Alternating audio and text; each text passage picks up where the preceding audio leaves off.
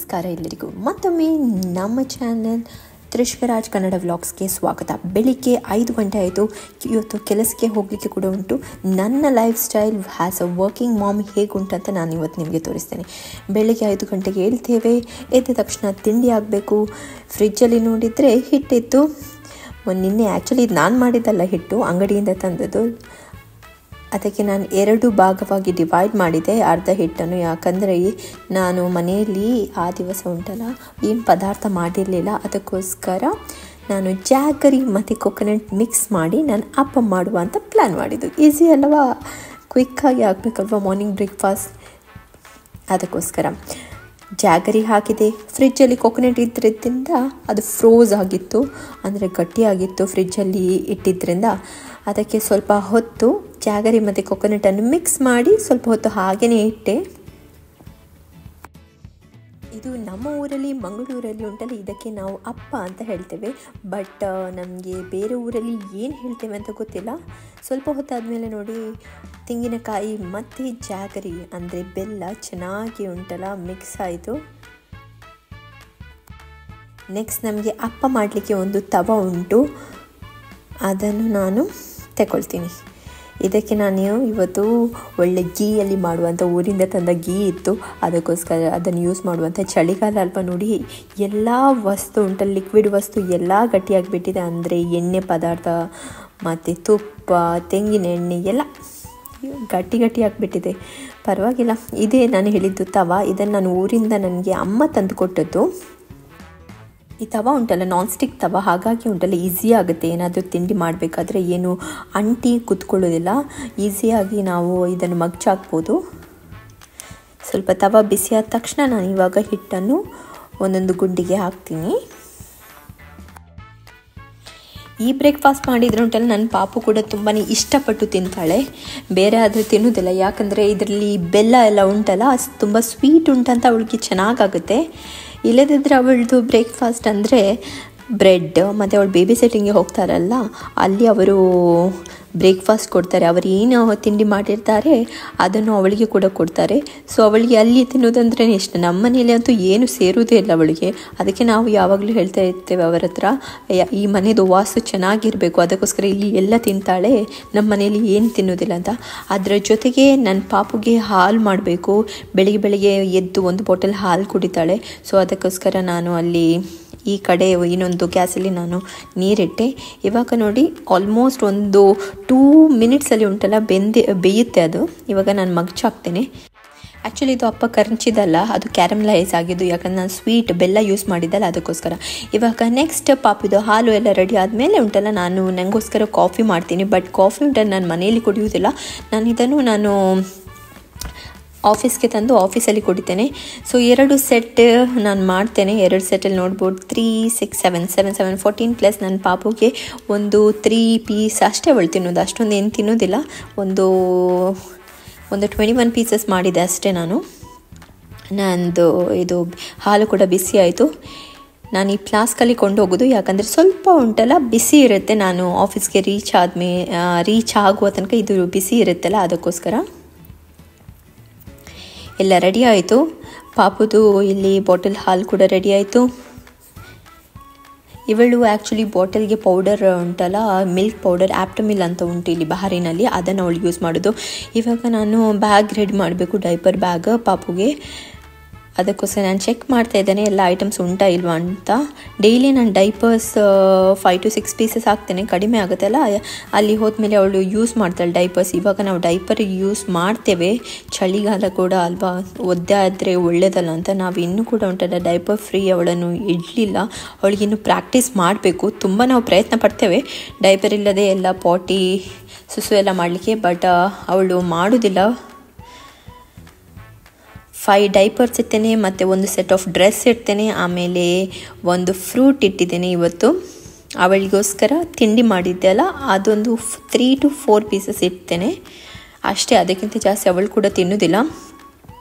ನಮ್ಮ ಟಿಫಿನ್ ಕೂಡ ರೆಡಿ ಆಯಿತು. ಆ ಸ್ಟೀಲ್ ಡಬ್ಬದಲ್ಲಿ ನನ್ನ ಪಾಪುಗೆ ರೈಸ್ ಇಟ್ಟಿದ್ದೇನೆ. ಕರಿ ನಾನು ಇಡುತ್ತಿಲ್ಲ, ಯಾಕಂದರೆ ಕರಿ ಅವರೇ ಕೊಡ್ತಾರೆ. 1 ಪ್ಯಾಕೆಟ್ ಬಿಸ್ಕೆಟ್ ಅವಳು ಪಾಪುದು ಬ್ಯಾಗ್ ರೆಡಿ ಆಯಿತು. ಈ ಬ್ಯಾಗ್ ಆ್ಯಕ್ಚುಲಿ ನಾನು ಲಾಸ್ಟ್ ಟೈಮ್ ಅಮೆಝಾನು ಫ್ಲಿಪ್ಕಾರ್ಟಿಂದ ತಂದದ್ದು. ಚೆನ್ನಾಗುಂಟು ಬ್ಯಾಗ್, ನೋಡಲಿಕ್ಕೆ ಚೆಂದ ಉಂಟಂತ ನಾನು ತಂದದ್ದು ಅಷ್ಟೇ.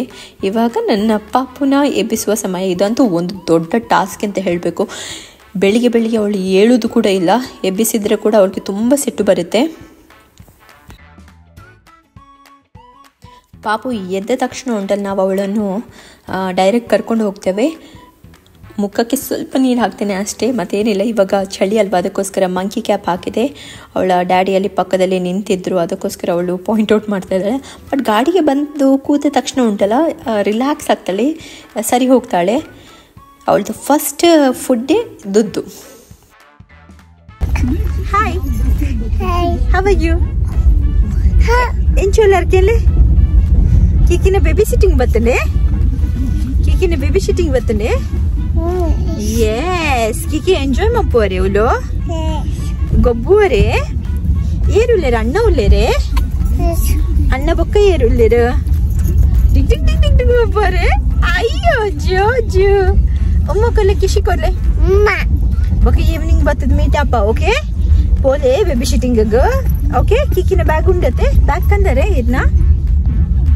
Yeah. Mama kishi. Thank you ಬಂಗಾರ.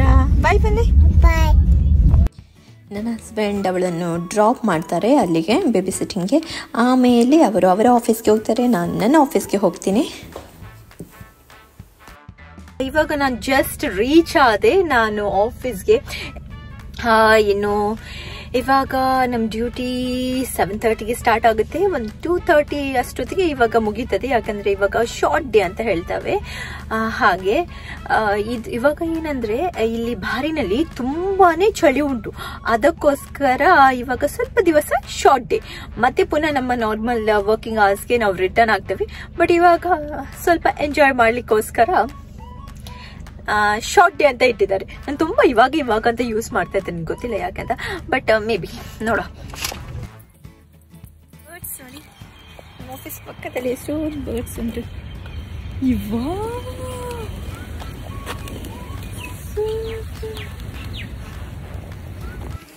ಫೈನಲಿ ನಾನು ನನ್ನ ಆಫೀಸ್ ಪ್ಲೇಸ್ಗೆ ಬಂದೆ.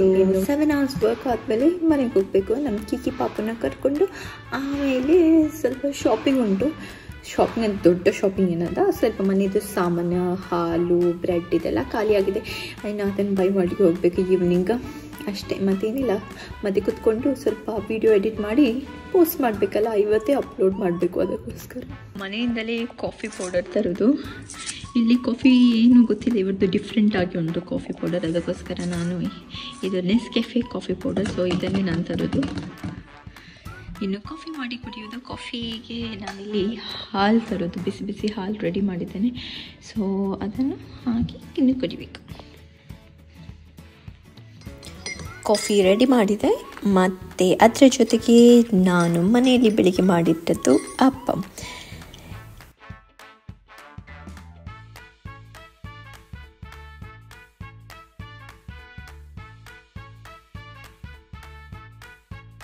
ಫೈನಲಿ ನಮ್ಮ ಕಿಕ್ಕಿ ಇವಾಗ ಬೇಬಿ ಸಿಟ್ಟಿಂಗ್ ಇಂದ ಬಂದ್ರು.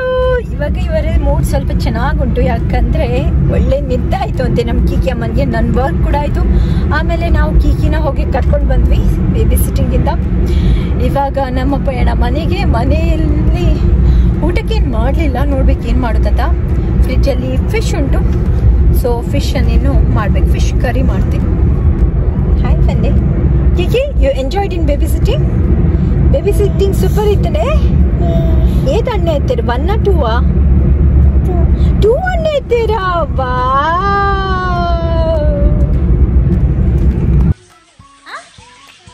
ಕೇಕಿಗೆ ಮನೆಗೆ ಬಂದ ತಕ್ಷಣ ಎಗ್ ಬೇಕಂತ. ಇವಾಗ ಎಗ್ ನೋಡಿದ್ಲು ಫ್ರಿಜ್ಜಲ್ಲಿ. ಎಗ್ ಬೋದೆ ಎಗ್. ಓಕೆ, ಎಗ್ ಮಾಂಪುರ್ ಮಾಮ. ಓಕೆ,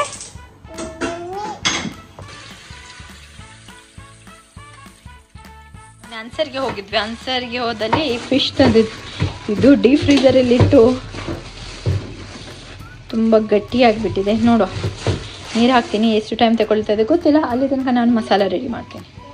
ಈಗ 2 ಟೇಬಲ್ ಸ್ಪೂನ್ ನಾನು ರೆಡಿಮೇಡ್ ಫಿಶ್ ಕರಿ ಮಸಾಲ ಉಂಟು, ನನ್ನ ಅಮ್ಮ ಮಾಡಿಕೊಟ್ಟದು. ಆಮೇಲೆ ಸ್ವಲ್ಪ ಕಡಿಪತ್ತ, ಸ್ವಲ್ಪ 4 ಎಸಳು ಬೆಳ್ಳುಳ್ಳಿ, ಅದರ ಜೊತೆಗೆ ಒಂದು ಅರ್ಧ ಈರುಳ್ಳಿ ಹಾಕ್ತೇನೆ. ಇದನ್ನೆಲ್ಲ ಇವಾಗ ನಾನು ಮಿಕ್ಸಿ ಮಾಡ್ತೀನಿ. ಇದಕ್ಕೆ ಸ್ವಲ್ಪ ಹುಣಸೆ ಹುಳಿ, ಆಮೇಲೆ ಸ್ವಲ್ಪ ನೀರು ಹಾಕಿ ಇವಾಗ ಸಣ್ಣಗೆ ನಾನು ಗ್ರೈಂಡ್ ಮಾಡ್ತೀನಿ.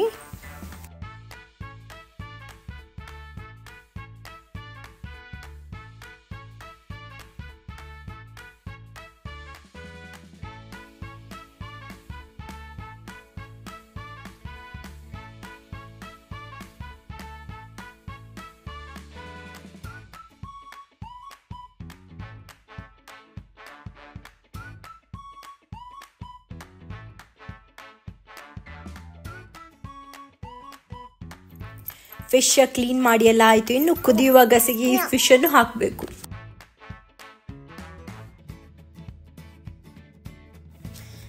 ನಮ್ಮ ಊರ ಕಡೆ ಉಂಟಲ್ಲ ಮೀನು ಗಸಿ ಎಲ್ಲ ಮಾಡಿದ್ದು ಇಂಥ ಮಣ್ಣಿನ ಪಾತ್ರೆಯಲ್ಲಿ. ಇದಕ್ಕೆ ನಮ್ಮ ಊರ ಕಡೆ ಹೇಳೋದು ಇದಕ್ಕೆ ಬಿಸಲೆ ಅಂತ.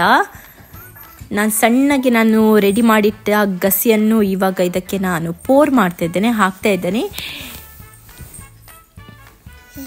ಇವಾಗ ಸಣ್ಣಗೆ ಹೆಚ್ಚಿದ ಈರುಳ್ಳಿ ಮತ್ತು ಸಣ್ಣಗೆ ಹೆಚ್ಚಿದ್ದ ಶುಂಠಿ, ಆಮೇಲೆ ಹಸಿಮೆಣಸಿನಕಾಯಿಯನ್ನು ನಾನು ಹಾಕ್ತೀನಿ.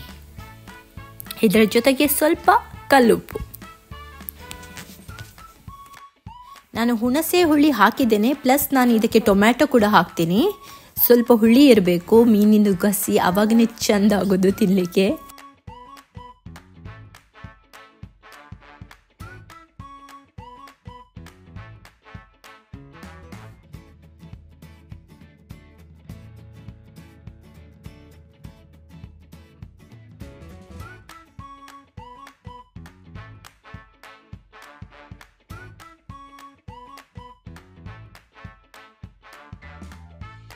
ಇವಾಗ ಮೀನಿನ ಗಸಿಯನ್ನು ಸರಿಯಾಗಿ ಕುದಿಸಬೇಕು, ಹೀಗೆ ಬಬಲ್ಸ್ ಎಲ್ಲ ಬರಬೇಕು. ಹಸಿ ವಾಸನೆ ಹೋದ ನಂತರ ನಾವು ಫಿಶನ್ನು ಆ್ಯಡ್ ಮಾಡಬೇಕು.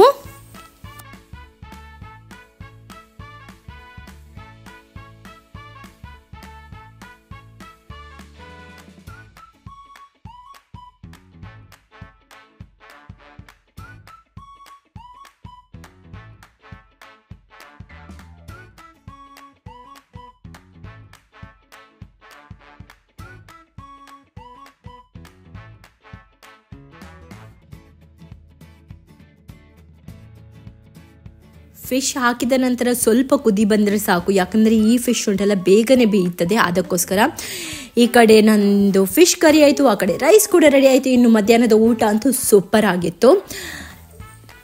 ನಮ್ಮ ಚಾನಲ್ಗೆ ನೀವು ಇನ್ನೂ ಕೂಡ ಸಬ್ಸ್ಕ್ರೈಬ್ ಮಾಡಿಲ್ಲ ಅಂದರೆ ದಯವಿಟ್ಟು ನಮ್ಮ ಚಾನಲ್ಗೆ ಸಬ್ಸ್ಕ್ರೈಬ್ ಮಾಡಿ, ನಮ್ಮನ್ನು ಸಪೋರ್ಟ್ ಮಾಡಿ. ನಿಮ್ಮೆಲ್ಲರನ್ನು ನಾನು ಮತ್ತೆ ಭೇಟಿ ಆಗ್ತೀನಿ ಮುಂದಿನ ವಿಡಿಯೋದಲ್ಲಿ. ಅಲ್ಲಿ ತನಕ ನಿಮ್ಮ ಪ್ರೀತಿ ನಮ್ಮ ಮೇಲೆ ಸದಾ ಹೀಗೆ ಇರಲಿ.